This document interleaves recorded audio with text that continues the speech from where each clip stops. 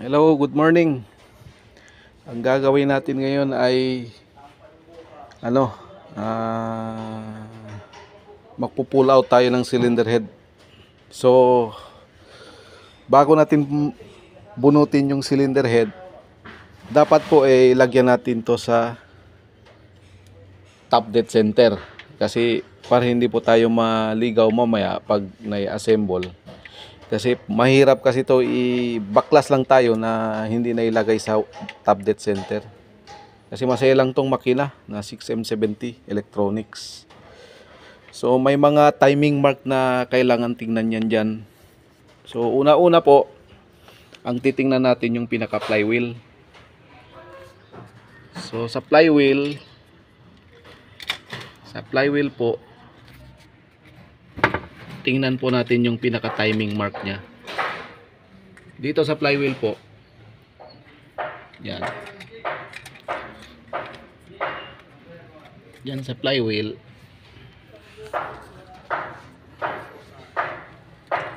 makikita po natin yung yan sa flywheel na yan. 'Di ba may pointer yan?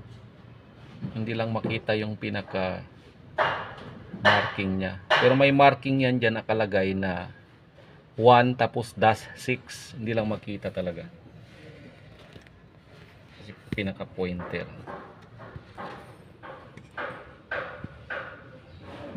Hindi makita.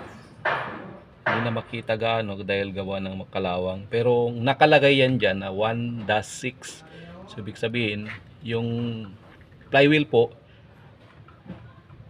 indication po yan na yung number 1 cylinder ay nasa top dead center po. At meron din dito sa camshaft na dito sa camshaft, itong camshaft na to, sa likod ng camshaft yan dito, ito yung camshaft gear nya.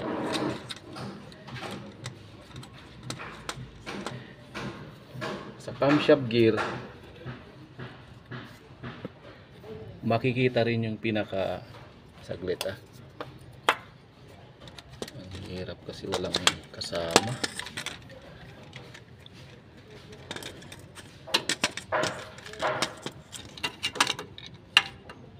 Ayan, sa camshaft po makikita nyo yung guhit dyan.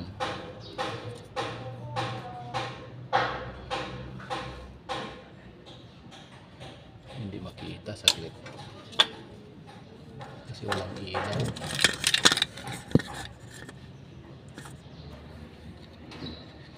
Ayan, hindi sana makita yan.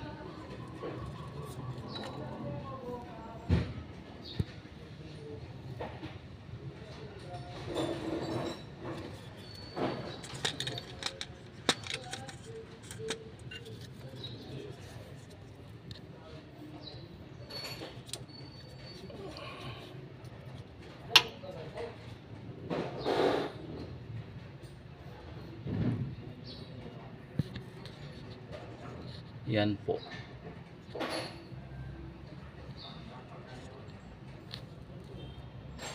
Yun, nakita nyo yung guhit sa camshaft. Dapat nakapantayan dito sa yung guhit na yan, nakapantay dito sa sa ibabaw ng cylinder head. So indication yan na yung camshaft natin nasa close position yung mga number 1 cylinder valve, di ba? Dapat po yung pinaka yung guhit ng camshaft pantayan dito. Yan ang mga indication na dapat tingnan natin, yung mga mark, timing mark po. At meron din dito sa supply pump. Ito mahirap tong tingnan, pero pag nasa actual po kayo, makikita talaga tong pinaka kanya dito, timing sa supply pump. Itong butas na to, ito po, hindi lang makita talaga. Pero pag sa actual po kayo, makikita nyo, pag binuksan nyo yung tornilyo dyan, makikita nyo yung pinakabutas ng supply pump. So ibig sabihin, naka-top dead center po yung makina natin. So yan ang mga dapat tingnan natin bago natin angatin yung Cylinder head. Kasi po sa totoo lang, maselang tong makina. Kasi electronic siya. Napakaselang nito. So ilang beses ko na rin tong binaklas. Doon, na-master ko kung paano. Gaya po ng mga injector. Yan po. So yung mga injector niya, electronics. Diba? Hindi na mechanical to, electronics to. So magandang klaseng makina to. Yun nga lang, pag nag-trouble, masakit sa ulo pag nag-trouble. Pero kinakaya ko to dahil napaaralan tayo dito. So ganun lang ang ko, na bago nyo baklasin yung cylinder head, ilagay nyo muna sa top dead center yung number 1 para ibalik na hindi na kayo maligaw. Ito, yung number 1 naka close position, nasa close position yung valve. So ibig sabihin naka top dead center na. Bago yung mga timing mark dito, diba, dito sa likod nito. So ganun lang gawin nyo na bago kayo baklasin yung cylinder head. So marami pang gagawin dito, yun nga sinasabi ko, dahil nahaluan to ng yung cooling water, nahaluan ng langis, ng fuel. So hindi ko pa alam kung saan nanggagaling, pero may suspect na ako dito, baka nga crack yung cylinder head nito.